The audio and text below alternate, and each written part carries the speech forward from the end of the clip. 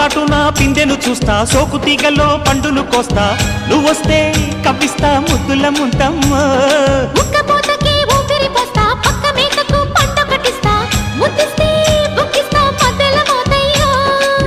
ఓలమ్మో పుకారులు షికారుగా రావమ్మో, ఎదలు ఎడెక్కిస్తే ఎట్టాబులమ్మో. ఊరయ్యో బజారులో మజాలకి రానయ్యో, పగలే పక్కెక్కిస్తే తంటాలేవయ్యో.